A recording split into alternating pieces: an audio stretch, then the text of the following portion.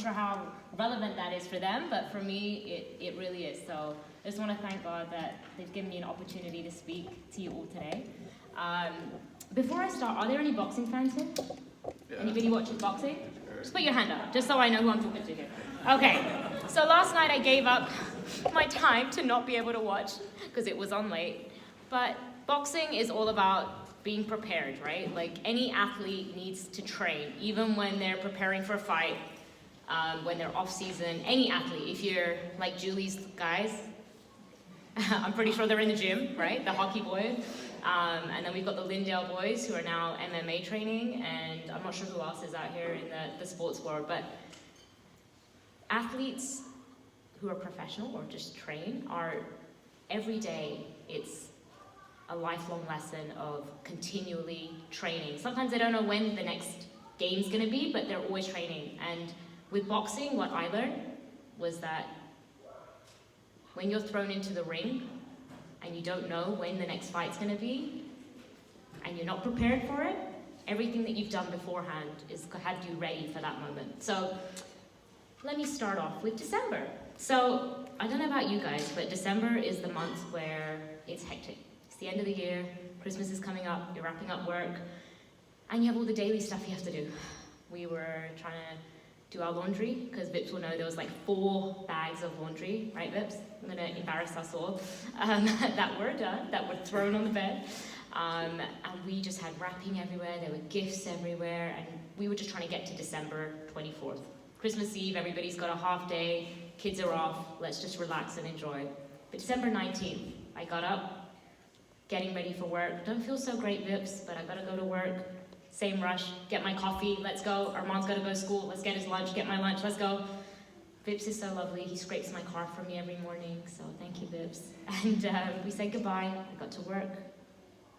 And I said, oh man, I gotta go home. I don't feel so great. I had sent Vips a text message, which said I'm on my way. And that was the last he heard from me. The next call that came was from an unknown number. And it was to Vips, and it said, do you know Gurpreet Kelsey? It's like, yes, did she win something? No, actually, is this your car? Do you drive a Nissan Rogue? Yes. Well, your car's been involved in an accident. And the driver was a female, Gurpreet Kelsey, age 37. Never forget that, age 37 is what they kept reminding me. But it was a critical collision, and she's fighting for her life. I need you to get to Sunnybrook Hospital right now. He'll tell you his story another day, but what I had heard is that he had picked up Armand, and off he went with his dad, and they made their way to Sunnybrook. All I know is that that's when the prayer warriors began. I was in a coma for 6 days, so in that moment, I wasn't even able to fight myself. So it doesn't matter what I physically could do, I couldn't do anything, because I didn't know anything. But that's when the prayer warriors began. That's the God that we had been serving, that's the God that we had been praying to, that's the God that we believe and trust for everything that he had said, that he will never leave us, not forsake us. That's the God that used his people. So the first person that prayed was my husband and my son, and it was my in-laws. And there was a chaplain that actually came to Vips, and he said, could I pray for you? What happened? So Vips explained. And I think Vips, you said he came in and touched my feet? The second time. The second time? In the room. So the chaplain actually was there physically and was praying over me. And I think in Vips' shock, not knowing if I would survive, the prayer warriors started to show up. People that we didn't know, my brother, his community, people that I hadn't met in his community, through my aunts, through people in Korea, and then it went through to India. So it just kept growing and growing and growing. And I think that's when Vips realized that his strength, there's nothing he could have done. There's nothing anybody could have done really, but it was God. When I woke up 6 days later, it's December 26th, right? So from the 19th to the 26th, I woke up. And all I remember saying was, is it Christmas? And Viv said, it's the 26th of December. And for me, the 26th of December is my brother's birthday. And I was still on medication, and I said, you need to call him, I need to say happy birthday. And you remember Rick? I was going, happy birthday. But you got to see me on video call, so thank God for technology. But that's all I remember, was how God had just protected me from all of that. So I did not have to see anything that Vips had seen. But as I went through, I kept thinking, it's not that bad. I mean, they weren't really telling me what happened to me. I don't really know. I was just in this bed, lying down. The doctors and nurses were coming. I'm in the ICU, okay. And Vips wasn't allowed to tell me, right, what happened to me. The doctors kind of, just had a car accident, you'll be fine. Everything's fine, but you're a miracle. You're a miracle. That's all I remember hearing. And I thought, this seems quite bad. So I couldn't see physically what had happened to me, but my spirit was at peace. So everything that I talked about being prepared, that was God's word. That was his presence, and that was his spirit that had got me to where I was in that moment. So through that crazy, crazy stuff that was going on, I keep wondering what happened. And I said, Vips, I was really sick. And where's the baby? And he said, Armand? And I said, where's the baby? And he just shook his head. So we were expecting. We were very early on, and we'd waited a year. And it was like, but you're alive. And I went, okay, so that's the first thing. How many more things were there, Vip? And he went, well, you broke your legs. And I went, well, they look okay. It was obviously bandaged up and everything, and I had a cast on my hand. And I couldn't see anything else because I was under so much medication. We get to a couple more days, and I asked the doctors, okay, I really need to know what happened to me. And they said, you had 27 different procedures and surgeries and incisions. And I said, 27? I'm 37, so must be one for every year. And as they went through the list, I had to kind of brace myself to understand where I was. And God said, everything that has been broken, I'm putting back together again. He showed me a vision of the potter. The vase had broken, but he was putting it back to something else. It was a different purpose. So it wasn't the same vase that it was. He says, I'm still working, and I still see it. I still see his hands, and he's still piecing me back together. But as that list went on and on and on, I couldn't believe that had happened to me. Like, I just couldn't. I didn't feel it, and I didn't feel it spiritually either. And I kept questioning, is that really happened to me, Vips? Are you sure? Are you sure? And he's like, yep. And he was there every single day, right? But the hardest part was not being able to see my son. So Vips did bring him, but as a 5-year-old, I mean, it's quite shocking to see your mom in that state. And we kept reminding him that God is doing a great thing, Armand. God is doing a great thing. So thank you to my in-laws who supported me through this too. They've been kind of a foundation for our support, helping us with Armand, helping us with Vips as well. Sorry, I'm going to go back on track now because I got a little... Okay.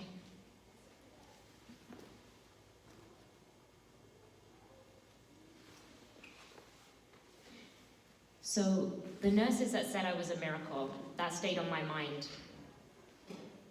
All the nurses that came to care for me, they would come in every day and I'd say, how are you? And then they'd kind of be shocked back. Well, we're meant to ask you that question. And I said, well, how are you guys doing? Like, I don't really have anyone else here, so how are you? And that became part of my daily, I guess, recovery, was learning that this journey, although it happened to me, it really wasn't about me. It was about the people that was supporting me. The nurses that had to come in and take care of this young girl who was just, I call myself young, okay? I'm not to all the youth out there, okay? To this 37-year-old who was in bed, not able to move. And I kept asking them, how am I gonna be able to move? Like, I don't see it. I don't see where, I couldn't see the end of the road. And they said, you will one day, you will. One of the verses that came to me where God said, sorry, It's in Proverbs 4:10. I'm going to read it so I don't butcher it, okay? When you walk, your steps will not be hampered. When you run, you will not stumble. That was the journey that I was on. It was, how would I be able to walk again? So apart from my legs being broken, there were a whole bunch of stuff that also broke along the way. But how would I be able to hold my son again? When am I going home? Like, can I go home like before the new year? No, my dear, you'll be here a while. So I got transferred from Sunnybrook, and I said, I want to go to Uxbridge. I need to go home. No, you gotta go to St. John's, you gotta go to St. John's. And I said, I'd love to go home. And as I came home, I slowly realized why God asked me to come home. It wasn't just about being close to my son and my husband, because they were able to now come every day, but to get the support of our church. So Julie was one of those people who used to come every week, and I used to look forward to her every week. I said, Julie, you coming this week? Yes. And Julie saw my journey, so I wasn't able to walk, but that gave me the strength, because God sent people, and it was the people that I didn't expect. So I'm not saying I didn't just expect the church, but I wanted my mom. Like, I don't know about you guys, the young girls here will probably be like, yeah, I want my mom. But you want your family, my husband was there, but he had to work, he's taking care of our mom. But my mom was going through surgery, she wasn't able to make it. And if my brother came, and my dad is on dialysis, my brother was saying, where am I gonna go? What can I do to help you? Then who's gonna drop me to the hospital? It was just a whole bunch of things that I kept fighting for. To go back to this fight again, I was fighting for God, I need this person and this person. But he sent you guys. He sent you guys to pray for me. He sent Gail and Laura. And honestly, I can't say thank you enough. The church came together financially to support us through this time as well. But even while I was there, he kept sending people, and people I never expected. And Julie said to me one day, you know my friend Mandy? She's a nurse at the Uxbridge Hospital. And I went, what? I don't know a Mandy. I've been here a week now. And she came in and she goes, are you Gurpreet? I'm Mandy. I'm your nurse this weekend. And I went, okay. And Julie forgot to mention that she's also a believer. Is she here today, Julie? Yes. Oh no! Oh my God.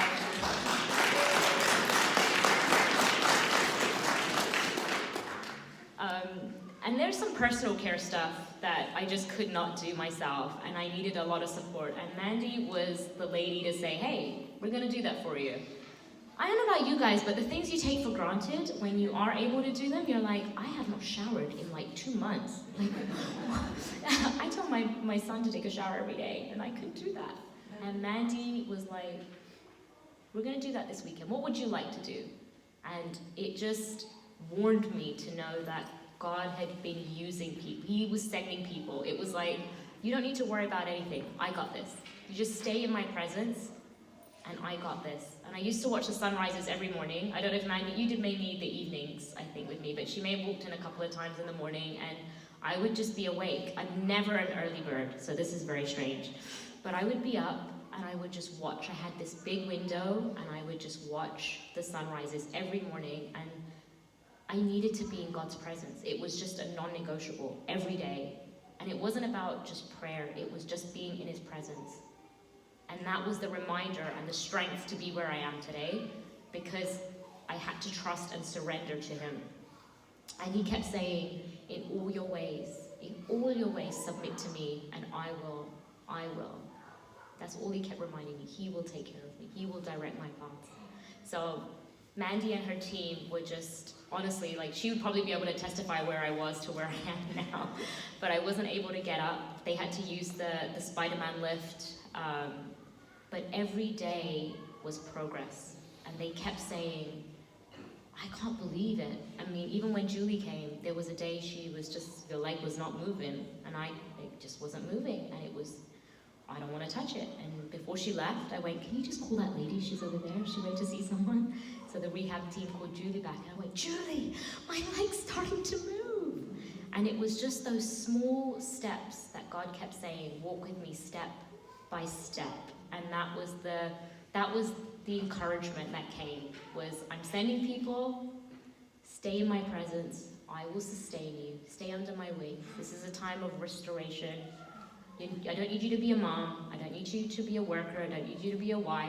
I don't need you to be anybody but just my daughter and sit with me. So surrendering all of that is what led all these people to come and be blessed. So back to the nurse story while Mandy's here. My room actually became a place of rest for the nurses. So every day I kept thinking about them because, as you can imagine, there's a lot of noise all going around. And I used to wonder, like, are they okay? They all must be so tired. Like, they have so many patients, they're running up and down. So I left my door open and I said, come and sit, and I'd leave the chair there. So every week, a different nurse would come in with something. There was one nurse who prayed for me.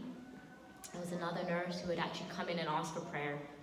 There was a student nurse who actually came in, and as I was showing her my legs, I was laughing about my story, and she started crying, and I thought, I'm really sorry, I didn't need to make you cry. And she said, no, I was praying that God would show me a story or a sign, and I see that in you today. So the story that God had shared with me was not for me. It really was for all those around me. So a real big thank you to Mandy and the Uxbridge Hospital team. Like, honestly, just to know that they're on our home turf, they're not far from here, but they serve with their hearts, with their time, and honestly, she's just such a sweetheart. They all just gave me so much care. I didn't want to leave, really. Apart from the food, Mandy, it was... I know you weren't cooking it, but I got used to that.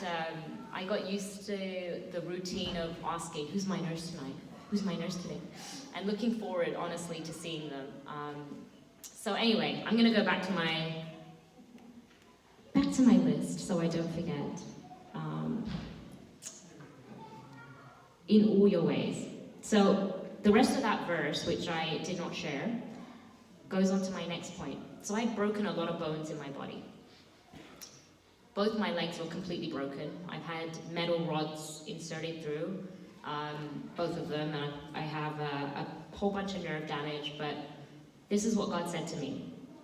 So in all your ways, submit to Him. He'll make your path straight. Don't be wise in your own eyes. Fear the Lord, shun evil. This will bring health to your body and nourishment to your bones. And I kept reading online, what will help my bones to heal? Like, I just want to walk. I just want to walk. I need to be able to walk again. Like, I don't want to be here forever. And God kept reminding me, don't be wise in your own eyes. I'll send you, I will lead you step by step. So that's been the journey of entering His rest. So anyway, how did He sustain me? As you've heard, it was His word. He sent people. His Spirit lived upon me. So all that training that I did, I'm not a professional athlete in any way, not a boxer, but I knew that you have to be ready. You've got to be prepared. All the things that we do every day, the small things that we think might be tedious, the prayers, sometimes finding time to read your Bible, but all those things matter. Everything matters today, because you never know about tomorrow. Hi. Do you want to come sit with me? Sure, Mom.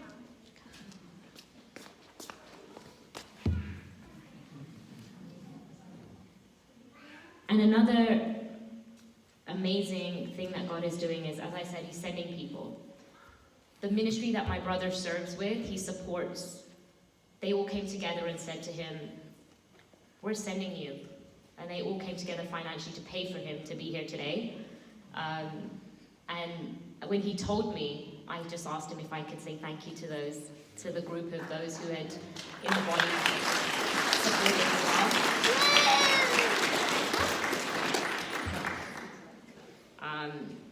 But that's how God works. He works through His body. It doesn't mean the body that's just here, but the extended body of Christ. So people who had heard had been so touched that it just kept spreading, and everybody, God kept saying and putting it on everybody's heart to support. And I think it's still going on, because I lived in Korea for 5 years, and my Korean mom reached out the other day and she said, how are you, Gurpreet? I'd love to see you in Toronto. And I said, well, I had a car accident and I didn't know where to start with the story. And she started crying, and I said, God is sending you. She didn't even know but I never thought I'd ever see her again because she does missionary work out in Laos. But that's how God had prepared her heart to be here. And whatever situation it was that led her, she's coming in May, so hopefully if she's here for that time, she'll be able to join us too. But that's how God uses people. And it didn't have to be just people in the body, but family and friends too. And what about now? That was now. What's next? Well, I get to celebrate 10 years of marriage with Fitz.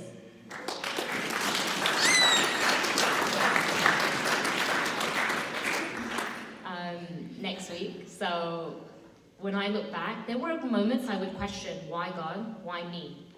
And God kept saying, when the rain falls, it falls on the just and the unjust. It doesn't matter right now. What matters is the story of where I'm leading you. So being back, I get to be with this little guy, right? You get to have a mum back? Yes. And his story will come out at some point, because I'm sure as he grows up, he'll be able to share how this journey has built his faith too, and how he saw his mom in the hospital, at home, and to where he is now. I don't know where God is going to use me next. My life was busy, as I mentioned. I was constantly that mom, working, trying to be in survival mode, and just constantly on the go.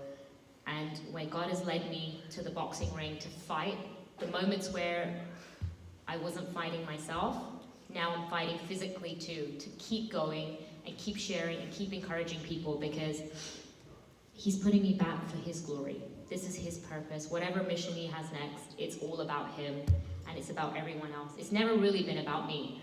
So that's the hardest part to kind of swallow, is where he says, it happened to you, but it's not really about you. So your life is really about everyone else around you. So that's what he's been teaching me. So the next part for me is to really just continue his story, to be ready for the next fight, because there will be more. We were never promised that this life was going to be without challenges, but to be ready, to continually stay in his presence, to not give that up, to be stronger, more courageous, and so that he will remain in my heart and continue to do the good work to completion that he started, and that I will one day continue to run this race, maybe physically and spiritually, and continue to keep sharing the progress and the miraculous healing that he's had over my life. So thank you to the church, honestly, for every prayer, every support that you've done financially, for coming to visit me, for lifting me up, and for sharing the story with your loved ones too, because it's really not been about me, it's been about all of you. So praise God for this, and for more to come.